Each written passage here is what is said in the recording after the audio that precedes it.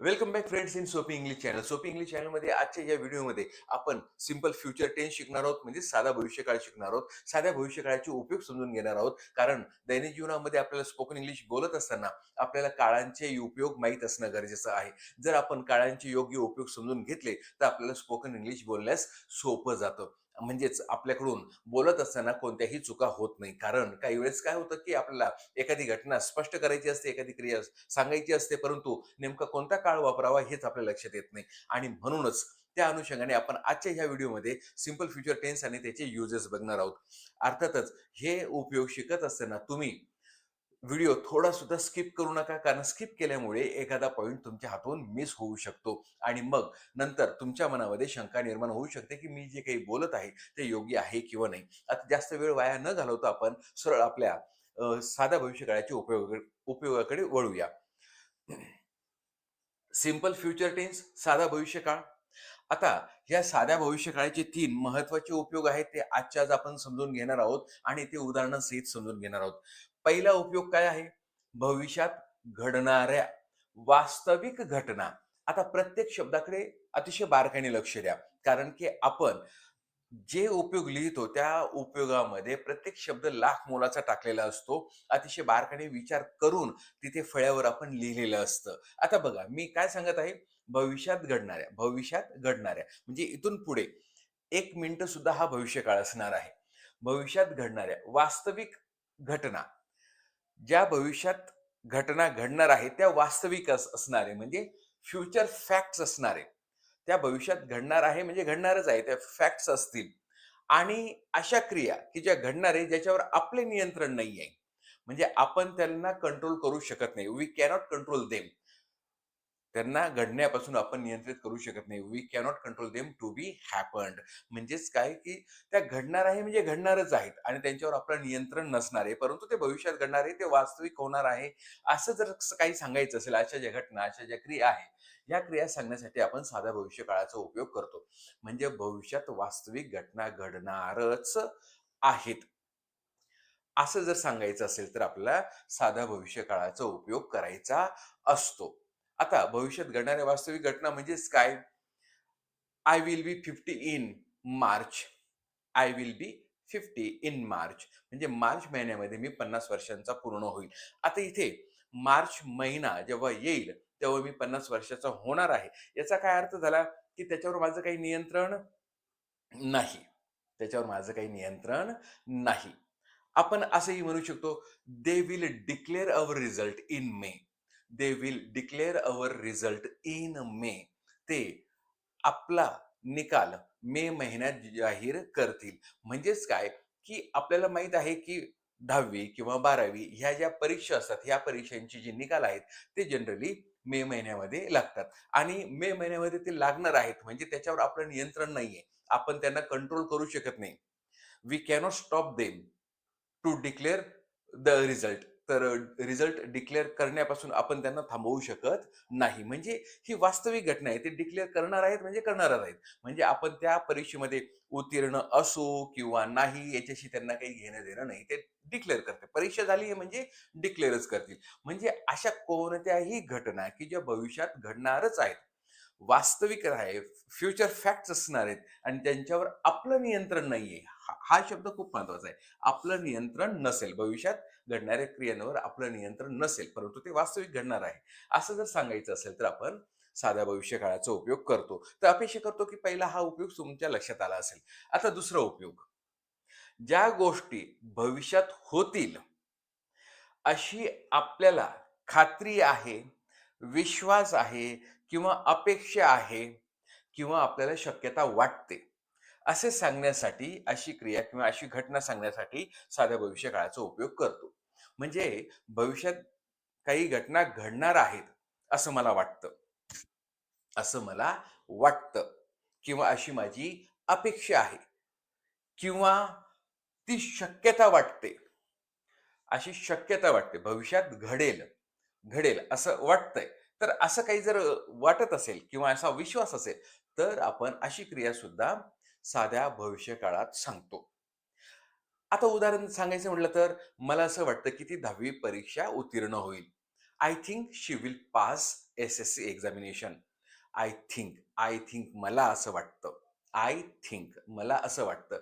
She will pass the examination. ती ती परीक्षा उत्तीर्ण होईल. I hope she will get the job.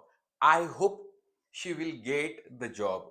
Hope अपेक्षा. मला अशी अपेक्षा आहे की तिला तो जॉब मिळावा म्हणजे मिळेल. She will get the job. असं. शक्यता. Probably it will rain soon. Probably it will rain soon. शक्यता आहे की लवकरच पाऊस पडेल. म्हणजे असं जेव्हा आपल्याला वाटतं किंवा शक्यता आहे किंवा खात्री आहे, I am sure he will come in the evening. आपण भविष्यकाळातली गोष्ट सांगूया, जसं इन द इव्हिनिंग. तर I am sure, I am sure he will come in the evening. मला खात्री आहे की तो संध्याकाळी येईल. म्हणजे असं आपल्याला अगोदर काही त्यांनी सांगून ठेवलेलं नाहीये. परंतु आपण 100% गॅरंटी घेत आहोत की हो, तो येईल. मी तुला बेट करतो. पैज लावतो, तो येईल बघ. त्याने किती जरी म्हटलं असेल ना, की तो येणार नाही, पण मी तुला पैज लावतो, की तो येईल.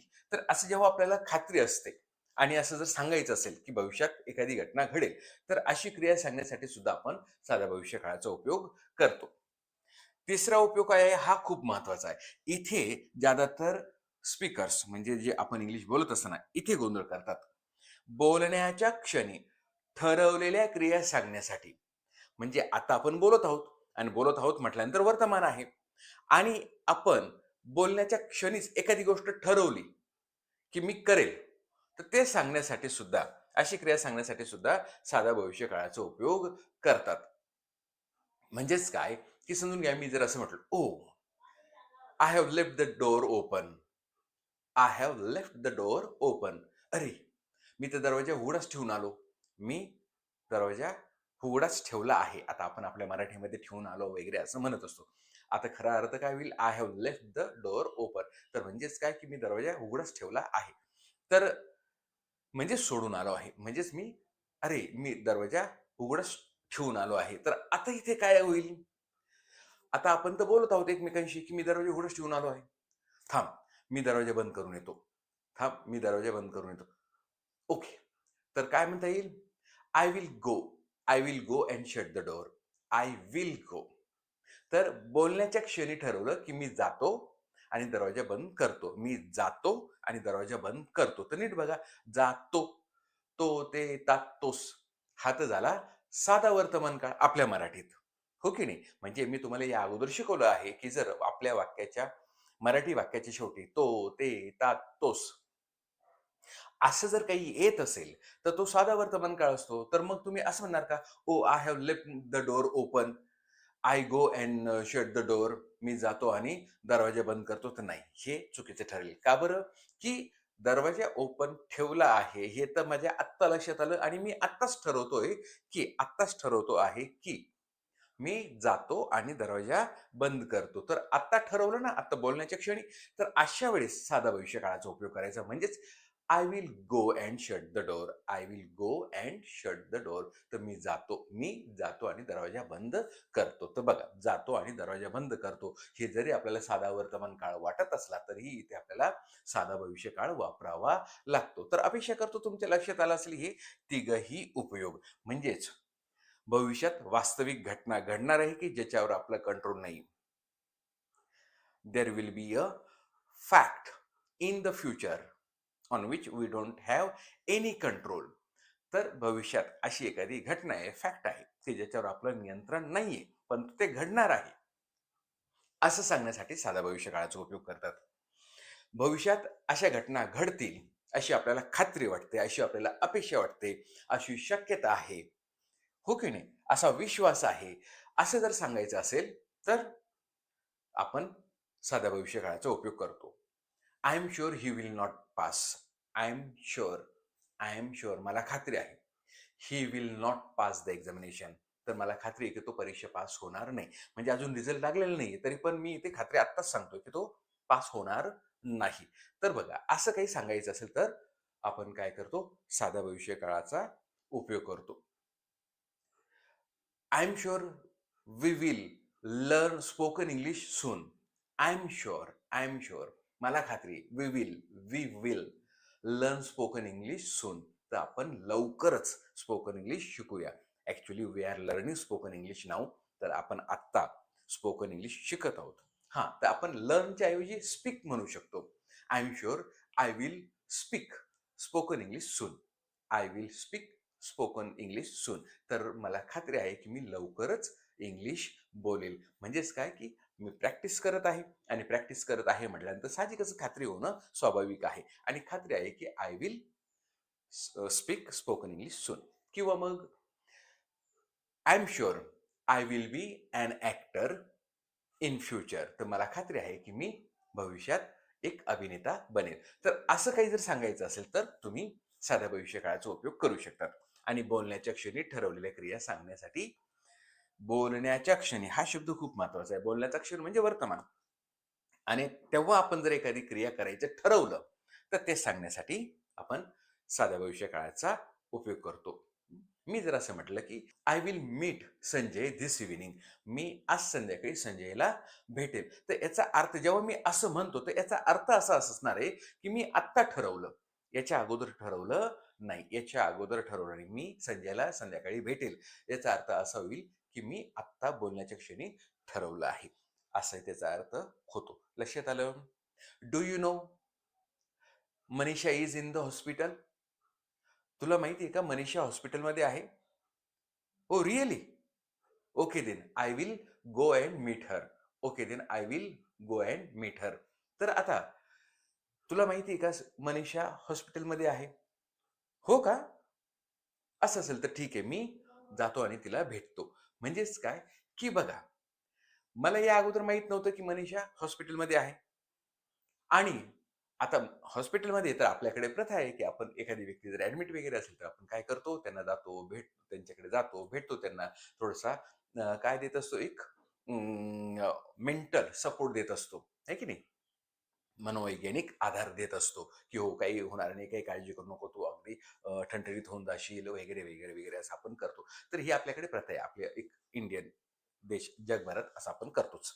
तर मी जाईल आणि तिला भेटेल. तर हे केव्हा ठरवलं? जेव्हा तू मला सांगितलं, की "तुला माहिती आहे का मनीषा हॉस्पिटलमध्ये?" असं आहे का? मी जातो आणि तिला भेटतो. मी जातो आणि तिला भेटतो. बघा बोलताना तर आपल्या मराठीतून आपण काय म्हटलं? मी जातो आणि तिला भेटतो. म्हणजेच मी बोलण्याच्या क्षणी ठरवलंय, की मी जातो आणि तिला भेटतो. आता भेटतो म्हणजे लगेच आत्ता बोलून लगेच गेलो असं नाही. मी जातो आणि तिला भेटतो म्हणजेच काय 1 तासाने, 2 तासाने किंवा जशी मला सवड मिळेल तसं मी जातो आणि भेटतो. तर मग I will go and meet her. I will go and meet her. तर असा त्याचा अर्थ होतो. तर अपेक्षा करतो की तुम्हाला हे उपयोग समजले असतील. म्हणजे तुम्हाला आता इंग्लिश बोलत असताना याची अडचण येणार नाही. तर अपेक्षा करतो की उदाहरणाच्या सहाय्याने आपण हे जे उपयोग समजून सांगितले ते तुमच्या नक्कीच लक्षात आले असतील आणि बोलत असताना तुम्हाला कोणतीही अडचण येणार नाही. तर काही अडचणी असतील तर कमेंटमध्ये लिहून पाठवा. आपण त्याचे नक्कीच निराकरण करू आणि जर तुम्हाला व्हिडिओ आवडला असेल तर नक्कीच लाईक करा, शेअर करा आणि सबस्क्राईब करायला विसरू नका. तुम्ही सबस्क्राईब करत नाही आहात, तर सबस्क्राईब केल्याने माझ्या मध्ये सुद्धा काय होईल, मोटिव्हेशन होईल आणि लाईक केल्यामुळे सुद्धा व्हिडिओज बनवण्यासाठी मला एक प्रेरणा मिळेल. तर कळकळीची विनंती आहे की आवर्जून व्हिडिओला लाईक करा. Thank you.